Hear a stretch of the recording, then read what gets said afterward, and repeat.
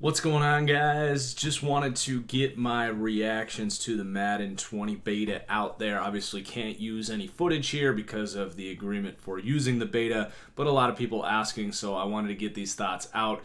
Also, I'm in the process of getting my next deep dive up. I'm trying to balance getting that done and utilizing my time with the beta this weekend, so I appreciate your patience.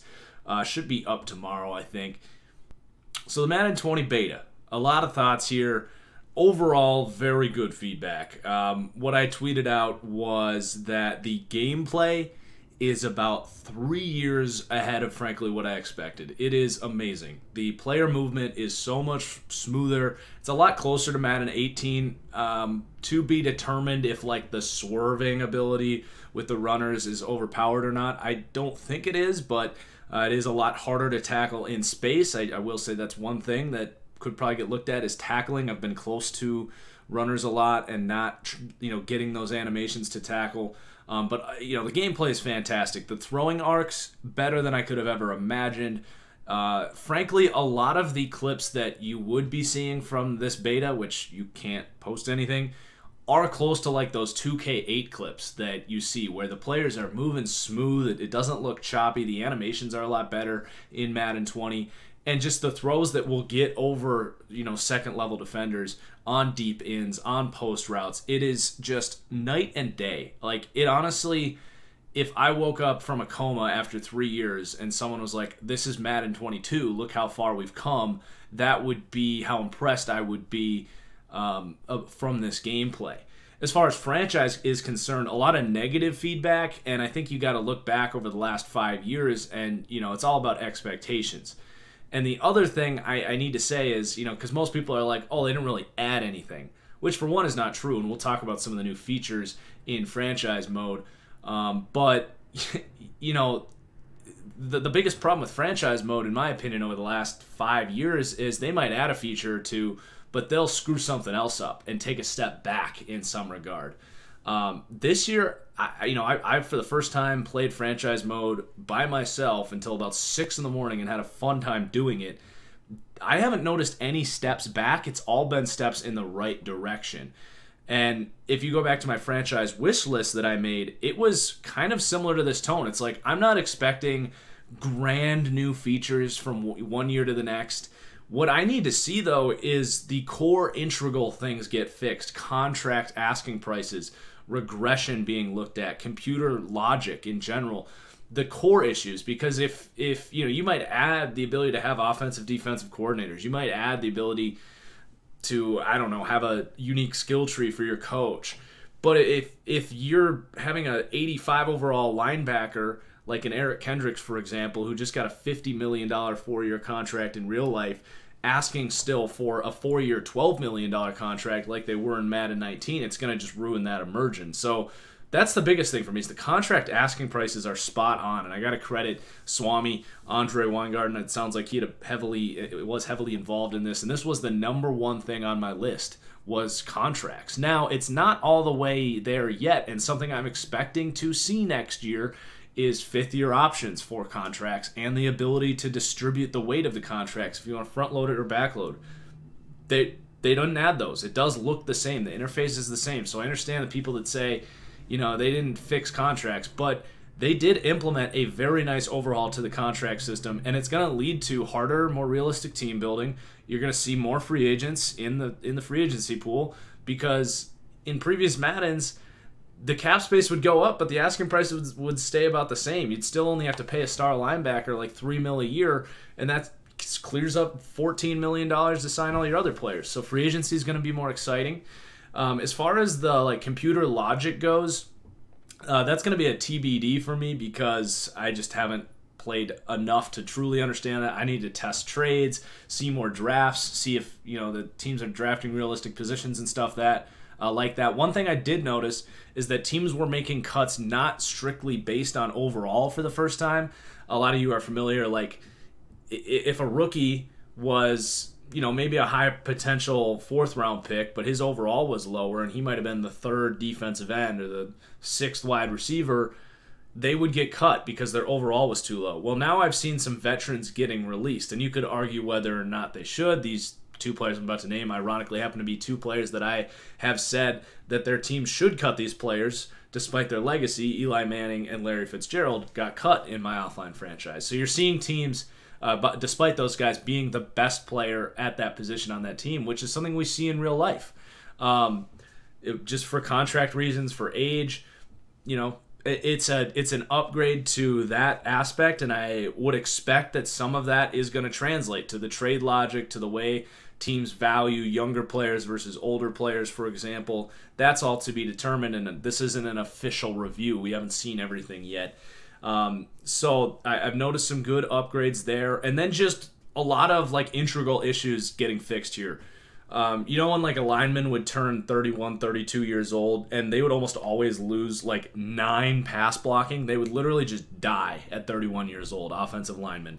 So that's no longer the same. The worst I saw was -5 pass block, and that was for lower overall players because some players do fall off the cliff at that age, but not everyone does. So that was good to see them address the regression. I think that regression, to Madden's credit, has taken a few steps each year, and it feels pretty damn good right now. I honestly, just going through all the players that regressed after the first season, had no complaints about anything, which is the first time I could ever really say that. You look back 4 years ago, Julio Jones after the first year at 28 years old would lose 3 speed. It used to be that bad. But it looks pretty freaking good right now in terms of regression. They addressed the organic skill progression thing, which was an awful buzzkill in Madden 19. They added this organic system where players would gain and lose development traits, but you could win Defensive Player of the Year, and because of the way they coded it, because only certain players, only so many players at each position could have so many development traits, you could win Defensive Player of the Year, but because their tackle numbers didn't meet the qualifications or anything else, they could lose a development trait despite winning Defensive MVP. So that's all gone, which is awesome to see. And gaining a development trait is going to be a big deal now. Now, I didn't see after the first season anyone be awarded development traits. There was opportunities to gain it through the scenario engine. And we're going to talk about the new features that they added to franchise mode in just a second. I just want to wrap up some of the core integral things that are fixed here. Another big thing was they finally tuned the speed rusher upgrade for defensive tackle. That was a big problem in our online league. All the interior defensive linemen were just way overpowered by the third year because the speed rusher upgrade, I kid you not, would give you 2 or 3 overall boost. It would give you block shed, finesse moves, and power moves. So I got a 12 upgrade thing for a lower level D tackle. I hit speed rusher 12 times. I think they gained no power rush moves, which is the way it should be. If you're going for a speed rush, it doesn't make sense that you would gain power moves too. So they gained 2 block shedding, I think, in 12 upgrades, which in Madden 19 would have been probably 15 or 20 block shed. And then they gained, a good solid 8 to 10 finesse moves. So that's a good balancing of the progression system. The last thing I will say is that they didn't take anything out, really, that was good from last year. I liked the progression system. I thought the UI was fine. They didn't really invest in a lot of the things that, if you load up franchise and only spend 5 minutes, it might look similar. But I'm really happy that they really focused on some of those core issues, and I'm excited to see if anything else pops up before I do my official review. So let's talk about what features they added for franchise mode, because I've seen people on Reddit are complaining because franchise mode, it looks exactly the same. Well, for one, like I said, they fixed a lot of core integral issues that I expect to continue to get better. But they added the X Factor thing, which I think people are assuming is just a gameplay thing, but that has a massive impact on franchise mode, and I would argue is a franchise mode feature. Yes, it's a gameplay thing, and by the way, they are super fun to use, and I don't think they're overpowered. Some of them you might be able to make arguments for. But it is a franchise mode feature. It's going to make, when you draft a superstar player, which, by the way, now they hide their development traits for the first half of the season, so you don't know if he's a superstar or a superstar X Factor until you really get your hands on him. So that's a new feature right there. But the X Factor things are really exciting for franchise mode because you are going to feel that differentiation. And it's not just in the guys you play with. It pairs nicely with the scenario engine. When you're playing, a big thing I've had conversations with like Ryan Moody about, a big problem with franchise mode is like you don't really care, especially if you're playing offline, like who you play that week. Like every computer game feels the same.